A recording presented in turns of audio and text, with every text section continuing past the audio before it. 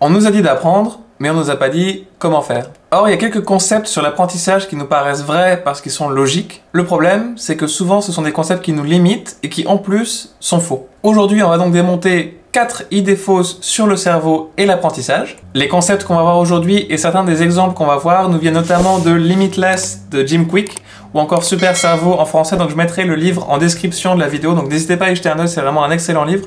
Jim Kwik, il est notamment connu pour avoir coaché Will Smith par exemple, mais aussi beaucoup d'autres personnalités dans le monde d'Hollywood, même en général, donc n'hésitez pas à y jeter un œil. Le premier point, c'est de considérer que notre intelligence est fixée. Donc maintenant, ce que je vais vous demander, c'est de penser à quelque chose pour lequel vous pensez que vous n'êtes pas très bon. Et bien en fait, la vérité, c'est que vous êtes capable d'y arriver. Et je dis pas ça juste pour la motivation, je dis ça parce qu'en fait, notre cerveau, il est capable de pas mal de choses, et notamment d'apprendre de nouvelles compétences.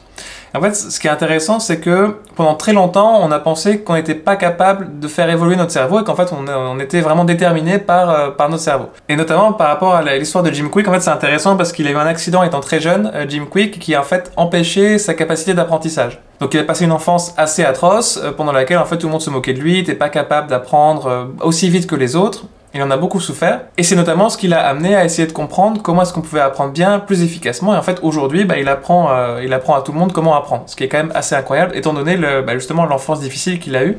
Mais juste avant de vous expliquer pourquoi en fait on est capable de dépasser ce qu'on ne sait pas, et justement de pouvoir progresser, je prends un exemple que j'aime bien, c'est l'exemple des taxis londoniens.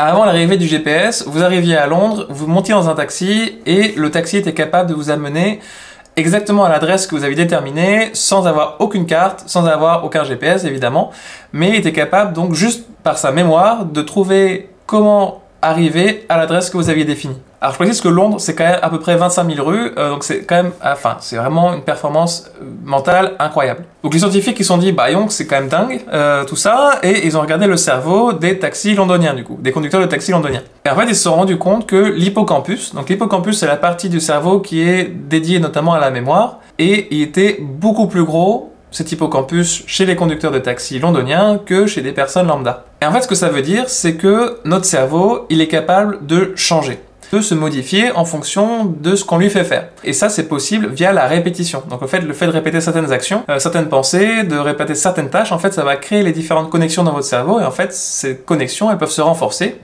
via ce processus qui s'appelle donc la neuroplasticité. Et c'est ce qui nous amène au point numéro 2, qui est le fait qu'on utilise seulement 10% de notre cerveau. Et bien figurez-vous que c'est un mythe total, et je ne savais pas, on ne sait pas vraiment d'où ça vient non plus.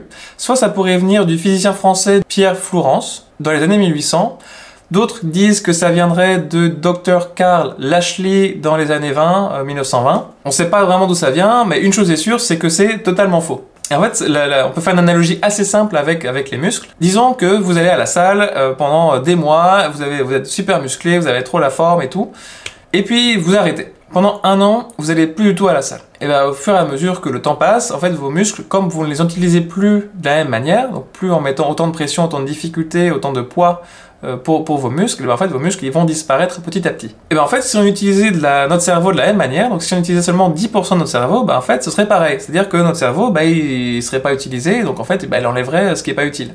Et il y a un certain nombre de travaux qui ont été faits par Barry Beierstein, qui est professeur de psychologie à l'université de Simon Fraser. Et en fait, maintenant qu'on a des capacités avec la neuroimagerie, en fait, on peut scanner le cerveau, voir quelles sont les zones d'activité ou non. Et en fait, on se rend compte que, par exemple, quand on dort, notre cerveau, c'est un feu d'artifice. Le truc, il est à fond, ça va dans tous les sens. Et c'est aussi une des preuves que, notamment, on utilise bien les différentes parties de notre cerveau.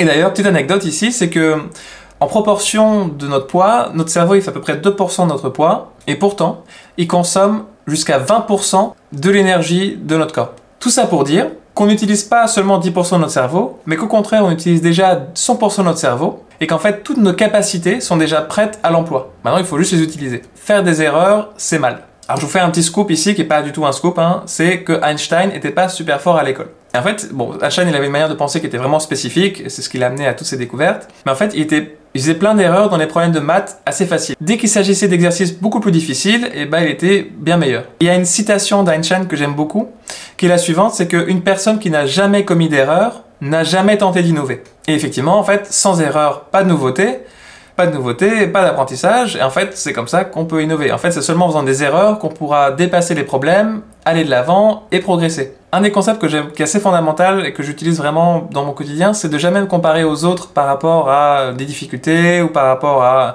des notes, ou par rapport à un métier, ou peu importe, mais vraiment de progresser par rapport à moi-même, et justement de le considérer comme le premier moteur pour aller de l'avant. Et enfin, le dernier point pour aujourd'hui, ce sera que la connaissance, c'est le pouvoir. Dans le développement personnel, en fait, il y a cette idée que plus on sait, mieux c'est. Alors en soi, pourquoi pas, effectivement, c'est un premier point de départ qui peut paraître cohérent, et c'est notamment des choses qui vont se refléter par le fait d'avoir lu tant de livres, 80 livres cette année, parce que c'était capital de lire le maximum, etc. Et au début, effectivement, je comptais aussi le nombre de livres que je lisais pour essayer d'en lire le maximum. Donc c'est un peu la course au savoir et à la connaissance pure. Et puis à un moment, je me suis arrêté un peu et je me suis dit, en fait, pourquoi est-ce que c'est si important de lire autant de livres ? Alors effectivement, l'idée d'avoir de plus en plus de connaissances, ça permet de dégager de nouvelles idées, d'être plus créatif, d'ouvrir ses horizons, ok ? Ce qui me manquait, c'était que parfois, je lisais des livres et le fait d'avoir lu voulait pas dire que j'avais plus de connaissances ou que j'étais capable d'avoir appliqué certains concepts. D'autant plus qu'aujourd'hui, on est bombardé d'infos toute la journée, de toutes parts, et c'est pas sûr qu'on soit vraiment plus puissant ou meilleur grâce à toutes ces infos qui nous viennent de toutes parts. Et ça va vraiment dépendre de la qualité de l'information, mais surtout, et c'est vraiment le point qui est important ici, c'est que la connaissance seule n'a pas vraiment d'intérêt. Le fait d'avoir de la connaissance, ça devient vraiment puissant quand elle est appliquée. Et Jing Hui qui reprend une équation dans son livre, qui est la suivante, c'est que connaissance multipliée par l'action égale puissance. Mais en fait, si l'action c'est 0, et qu'on a mis 1 million de connaissances, et finalement la puissance, elle sera toujours à 0 s'il y a 0 action. Donc ce qui est important en fait, c'est d'avoir un équilibre entre la connaissance et l'action. Et finalement, c'est ça qui va vraiment créer de la puissance derrière. Donc voilà, on a déjà vu nos 4 idées fausses du jour.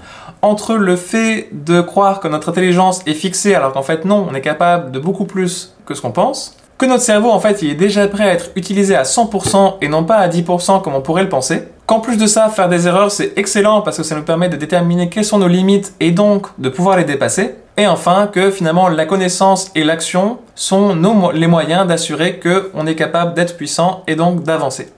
Merci à tous, j'espère que cette vidéo vous a plu. Je vous ajoute une autre vidéo ici que vous pouvez regarder, donc n'hésitez pas à y jeter un œil, et à très bientôt pour une prochaine vidéo.